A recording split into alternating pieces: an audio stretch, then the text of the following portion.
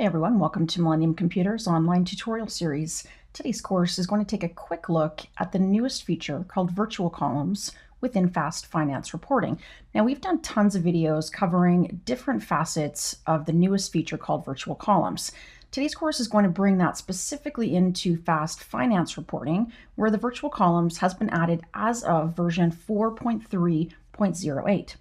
Now, if you've watched the other tutorials, you have a sense of what virtual columns are designed to give you in terms of functionality. And that is you can create your own virtual custom column within your baseline fast reports.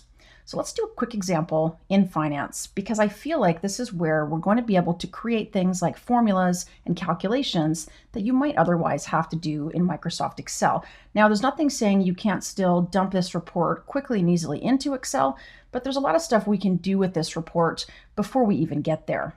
So once you've run our baseline report, and you can aggregate that or display it in a variety of different ways. In this case, I've displayed a comparative report. So I'm looking at 2 years side by side, and I'm reporting that out by fund and then displayed by org. Now, to create a virtual column, all we need to do is click on the little gear button and click on Add. Now, this is going to allow us to give our new column a title. And for most of you, this is probably going to be just for yourself. So it's something that you need to understand. It doesn't really matter if it makes sense to anybody else. I'm going to call this difference. And the width in pixels typically refers to how much space on the page this column is going to take up. I would say an average column width for something like an employee ID or a student ID is going to be about 100 pixels. So you can gauge that column accordingly. Based on sort order, you can take a look at the lookup and see what the current sort order is for this report. In other words, from left to right on the page, how are these columns designed? And that's going to give you a sense of where you might want to put your new column. If you leave it to the default, it's going to put it at the very end of this report. You can also choose to put it somewhere else by choosing a sort order accordingly. You should also choose a format that's going to stay in line with the rest of the report. So in this case, I've got a report that is displaying a currency format. So I'm going to choose a currency format that will stay in line with my current report. In this case, I'm not displaying decimals, so I think I'll keep the same format. Same goes for alignment. I would keep consistent with the report. In this case, these are currency fields, so I would suggest keeping that right or justified aligned. If you'd like to calculate the total in the footer, be sure to click that little box. Now what I want to do is I want to do a little calculation here. Now if you are a whiz with Oracle formulas, you can just go ahead and key in your formula in this blank space. If you need a little help, we've included some drop downs and operators to get you started. I'm going to do something pretty basic, but I think is pretty awesome. I'm going to do something like my year-to-date actuals for this year, and just click Add Field. And I'm going to choose from my operators. I'm going to actually choose a minus sign. I'm going to say minus my year-to-date actuals for last year and add that in as well. Now, if you want to, you could add something else here. You could say divided by 12. You could say times column C.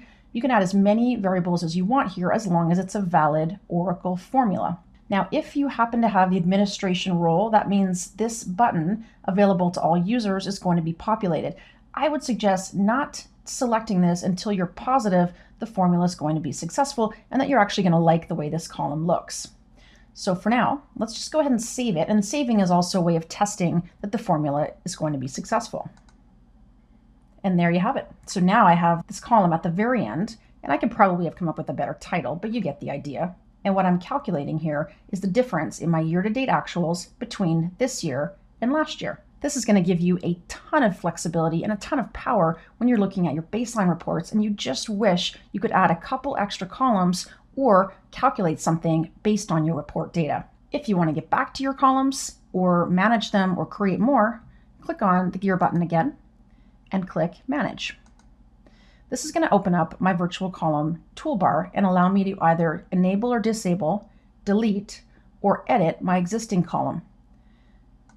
The other place we can do edits is if I actually click on the header for this new column, there's a new toolbar option called Edit Virtual Column or Delete Virtual Column. These are here because I did not save this as a global column. When it's only yours, you can edit or delete it right at the column level. If I choose Edit, it just opens back up that same worksheet that allows me to make changes either to the formatting or the title or the width or even the formula. When you're ready again, either click Cancel or Save to test your formula. I hope this was a helpful introduction to virtual columns in fast finance reporting. Thanks for joining us, and we will see you again next time.